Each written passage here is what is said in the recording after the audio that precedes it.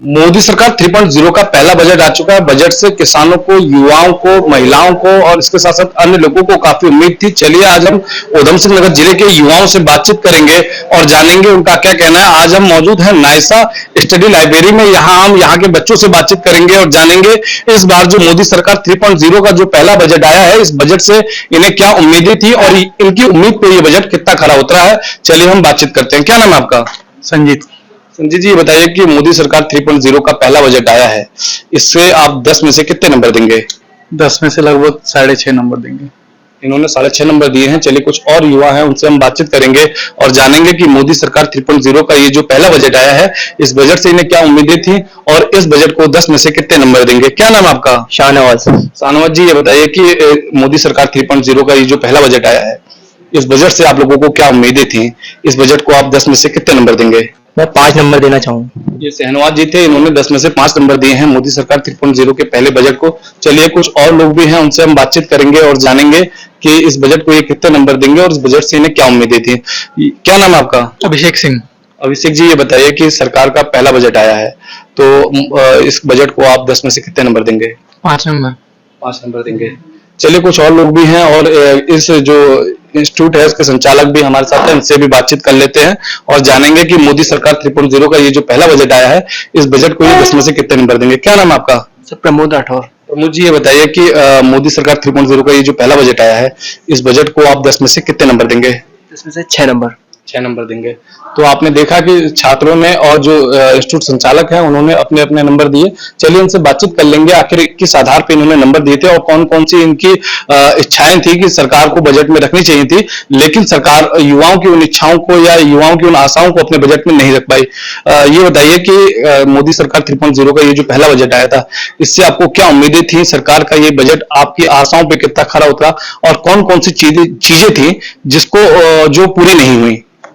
Mainly हम इसको employment के नजरिए से देखते हैं, तो एम्प्लॉयमेंट के नजरिए से हमें कुछ खास इसमें दिखा नहीं।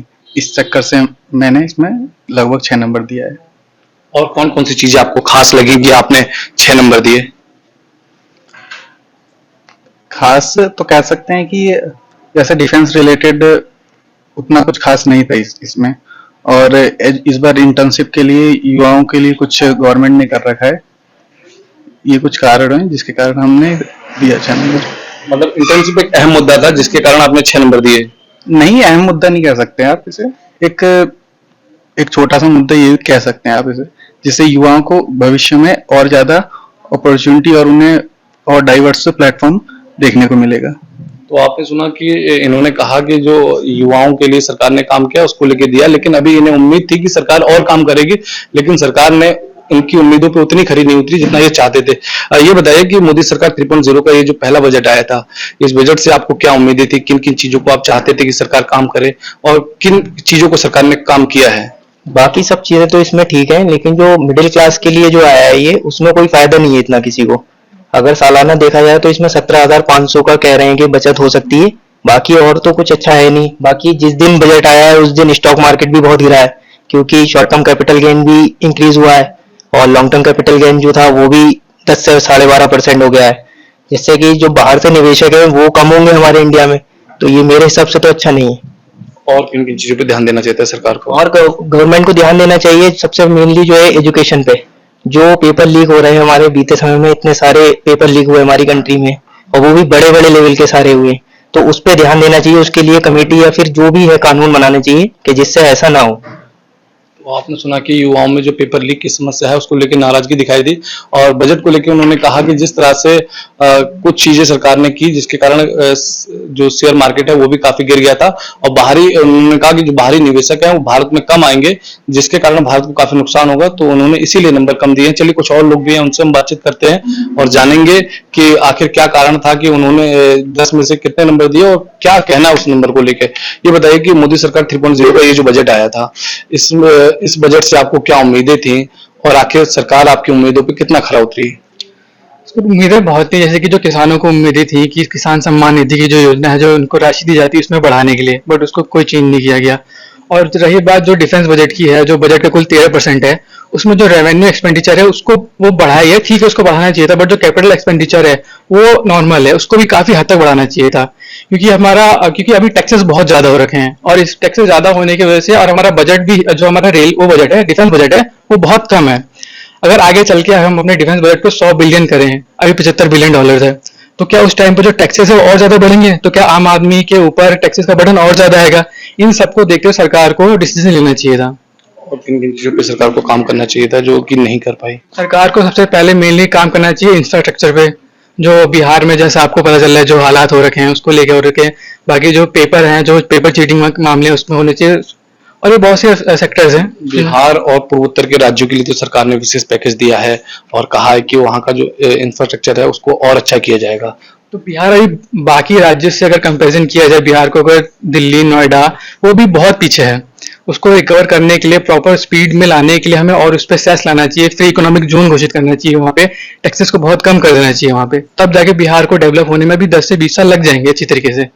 आप युवा हैं, आप लोगों को, युवाओं के क्या उम्मीदें थी सरकार से, क्योंकि आप देख रहे हैं कि लंबे समय से तैयारी भी आप लोग कर रहे हैं, तो क्या उम्मीदें थी तैयारी करने वाले छात्रों को और युवाओं को सरकार से? छात्र को जो मेनली जो एक्सपेक्टेशन होती है गवर्नमेंट से, वो लेके एम्प्लॉयमेंट को लेके होती है। जो एम्प्लॉयमेंट के सेक्टर में गवर्नमेंट स्टूडेंट पे बिल्कुल भी ध्यान नहीं दे रही है। रेलवे के जो एग्जाम्स होते हैं वो बहुत कम हो गए हैं, 2019 से हो रखे हैं, 2024 में एग्जाम हो रहे हैं, 23 में हो रहे हैं, पेपर कब हो रहे हैं कुछ पता नहीं चल रहा अभी तक रेलवे के। और रेलवे का इंफ्रास्ट्रक्चर भी बहुत अच्छा नहीं है, बेकार चल रहा है वो भी, हर साल हमेशा से घाटे में ही चल रही है वो।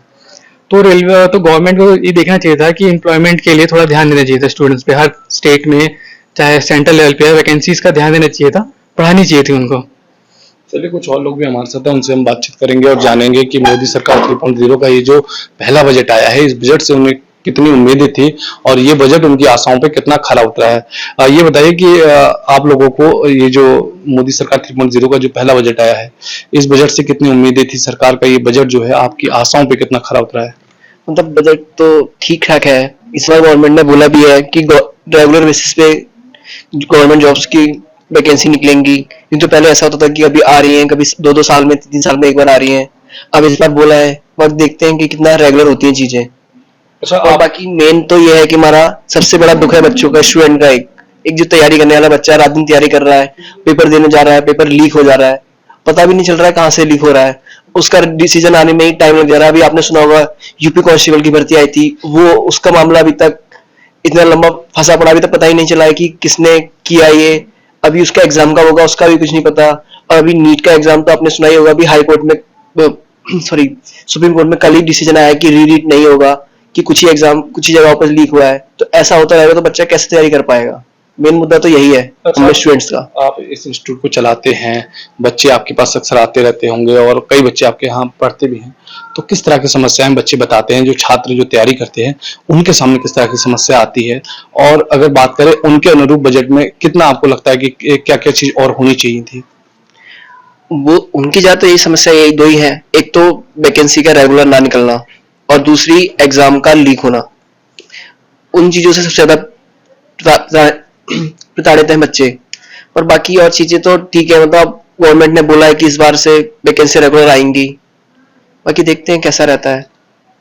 तो आपने सुना कि उधम सिंह नगर जिले के जो बच्चे थे और जो इंस्टीट्यूट के संचालक थे, उन्होंने कहा कि लोगों को काफी उम्मीदें थी, युवाओं को काफी उम्मीदें थी, लेकिन सरकार की तरफ से उतना काम नहीं किया गया जितनी इनकी उम्मीदें थी। इसीलिए जो 10 में से लोगों ने अपने अलग अलग नंबर दिए। उनका कहना है कि सरकार को अभी और काम करने की जरूरत है। और इसके साथ साथ जो युवाओं से हमने बातचीत करी, उन्होंने कहा कि सरकार को डिफेंस के क्षेत्र में भी अच्छा काम करने की जरूरत है, ताकि जो भारत का जो रक्षा बजट है वो और अधिक बढ़े और अधिक से अधिक भारत सुरक्षित हो सके।